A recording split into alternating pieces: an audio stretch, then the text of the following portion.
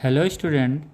एक हम लोगों का सवाल आता है, छोटे छोटे सवाल आते हैं, उसको थोड़ा कॉन्सेप्ट से लेना है। ये नहीं है कि हमारा सिंपल हार्मोनिक मोशन क्लियर होना चाहिए दिमाग में, वो एक स्ट्रेट लाइन मोशन है। लेकिन जब सिंपल हार्मोनिक मोशन में किसी पार्टिकल का हम वेलोसिटी निकालते हैं, किसके रेफरेंस में? उसके डिस्प्लेसमेंट के रेफरेंस में। तो u और y क्या है? दोनों वैरी कर रहा है। अब SHM को हटा दीजिए, सिर्फ इस फंक्शन को देखिए। अब ये कह रहा है u और y का जो ये फंक्शन है वो किसको रिप्रेजेंट करेगा? अगर इनके बीच u और y के बीच अगर ग्राफ बनाया जाए तो u और y के बीच जो ग्राफ आएगा वो किसको रिप्रेजेंट करेगा? ऑप्शन दे देगा, स्ट्रेट लाइन, हाइपरबोला, पैराबोलिक या एलिप्टिकल। ये चार ऑप्शंस दे दिया। अब आपको क्या है, जब तक आपको स्ट्रेट लाइन का कंडीशंस नहीं पता होगा, एलिप्टिकल पाथ कब करता उसका फंक्शन नहीं पता, हाइपरबोला का नहीं पता होगा, पैराबोला का नहीं पता होगा, तब तक आप नहीं निकाल पाएंगे। इसलिए थोड़ा सा मैथ बच्चों इसमें हल्का सा आप लोग ज़रूर अपनी मेमोरी में रखें कि हाइपरबोला, पैराबोला, एलिप्टिकल, इसके इक्वेशन फंक्शन किस तरह से होते हैं। राइट, चलिए हम लोग शुरू करते हैं।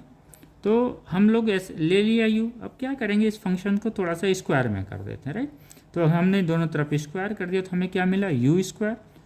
इसको क्या मिला? Omega square a square minus omega square y square. हमसे स्क्वायर करने पे हमें ये मिला। राइट, अब हम u और y को एक तरफ ले आते हैं तो हम u square plus omega square y equal क्या होगा? Omega square a square.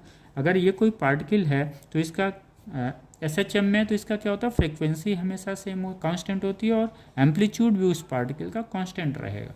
Right, SHM में तो ये कांस्टेंट है, इसको हमने क्या किया? डिवाइड कर दिया दोनों तरफ में, यहाँ से डिवाइड, यहाँ से डिवाइड, तो हमें ये इक्वेशंस मिल गया।